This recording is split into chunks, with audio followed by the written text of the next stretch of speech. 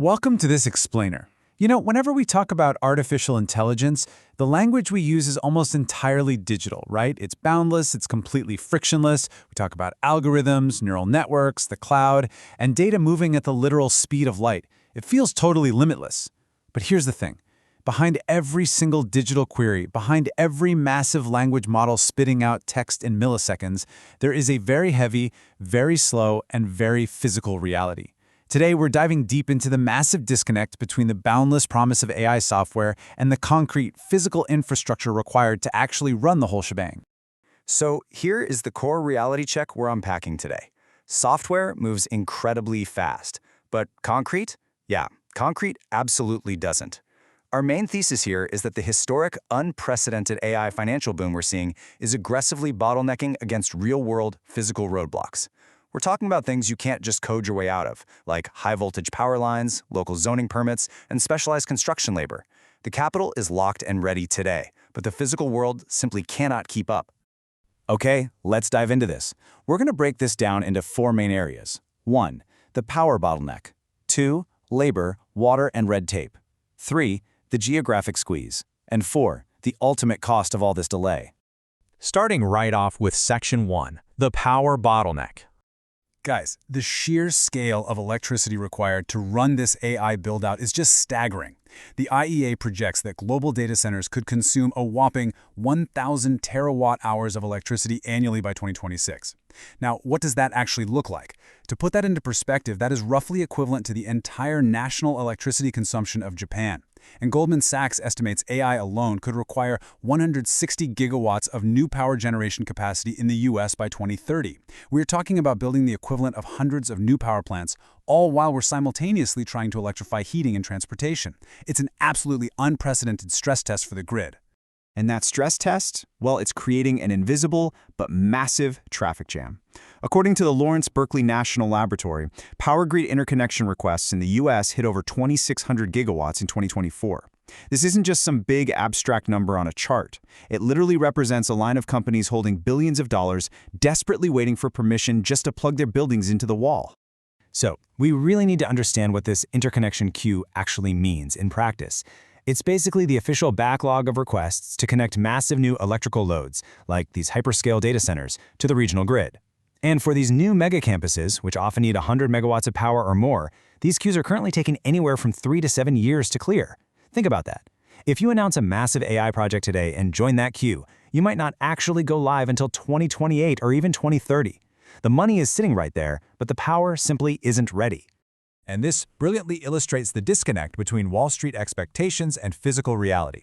Goldman Sachs Infrastructure Research recently noted, and I quote, "The power grid cannot be upgraded at the speed of AI CapEx announcements. This physical constraint is real and measurable, and it introduces multi-year delays into plans that were priced in the valuations immediately. That is the harsh financial reality right there. The stock market is pricing in the growth today, but the physical grid is dictating that the growth can't happen for another half a decade." Moving right along to Section 2, labor, water, and red tape. Now, the power grid is really just the first hurdle. Down in the dirt, we're seeing what we call compounding physical frictions. Honestly, any one of these on their own would be a massive headache. But together, they're turning fast-paced technology investments into agonizing multi-year construction slogs. We've got the power grid queues we just discussed, but add to that severe labor shortages, extreme thermal and water cooling limits, and just an explosion in environmental and zoning red tape. It's like a giant puzzle where the pieces just don't fit. There is a massive mismatch between demand and supply right now. On one side, you have billions of dollars in instant capital ready to be deployed yesterday. On the other side, construction labor shortages in specialized electrical trades actually hit 20-year highs in 2024.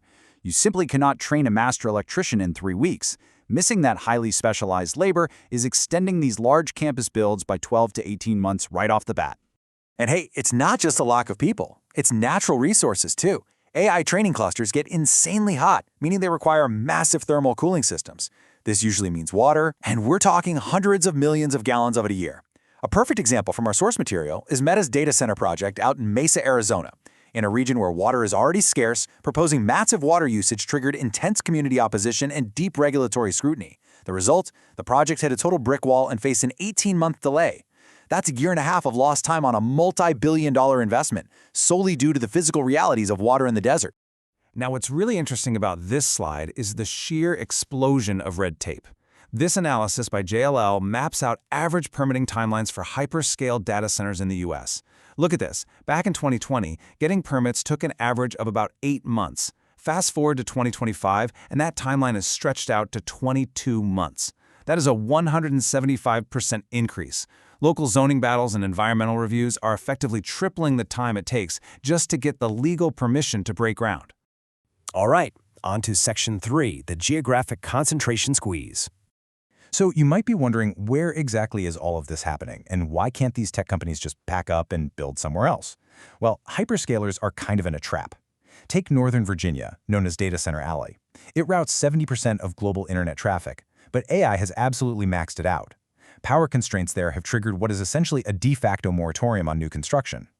Okay, so companies look to secondary markets, like Phoenix, but bam, they hit the severe water constraints we literally just talked about. Prime locations that have the necessary fiber optics, the favorable tax setups, and the traditional power infrastructure are practically tapped out. And because these prime U.S. markets are hitting these physical walls, we're seeing a desperate search for alternatives. This is driving massive international expansion into emerging data center markets like Japan, India, Malaysia, and the UAE. But listen, while jumping overseas diversifies your geographic risk, it introduces an entirely new set of headaches. Expanding into these markets brings major unknowns when it comes to operational reliability, finding specialized engineering talent locally, and navigating regulatory predictability. You might escape the Virginia power queue, but you might just run headfirst into entirely different supply chain and legal hurdles abroad. Which brings us to our final section, the cost of multi-year delays. Let's move to this timeline and see how this builds into a truly devastating domino effect. How do all of these physical roadblocks threaten the core financial viability of the AI boom? Well, let's say it's 2024. A massive pool of capital is committed and a project is announced. Cool. In 2025, it slams into that 22-month permitting gridlock. By 2027, construction is slowed to a crawl because they can't find enough electricians. And it isn't until 2028, or maybe even 2030, that the interconnection queue finally clears and the building actually gets power. A project announced today, with capital locked in today, might not generate a single dollar of revenue until the end of the decade. No way! And this is absolutely crucial. This is the core takeaway you need to remember from this explainer. Delayed infrastructure fundamentally equals delayed revenue, period. When you have upwards of $500 billion in capital commitments, an unavoidable timeline slippage of 12 to 24 months across the board creates a massive, massive financial vulnerability. Financial models assume this infrastructure will be operational and monetizing incredibly quickly. When physical constraints make that impossible, the pressure on companies that have already committed that capital intensifies dramatically. This friction is already baked in, regardless of how good the AI software gets. So, we'll leave you with this final, provocative thought to ponder. If the physical world simply cannot keep up with our digital ambition, who ultimately pays for the delay? Will it be the tech giants absorbing the lost time, investors facing compressed returns, or the broader market dealing with an overpromised timeline? The algorithms are raring to go, but the concrete is literally still drying. Thank you so much for joining us on this explainer. Keep questioning the physical reality behind the digital hype, and we will see you next time.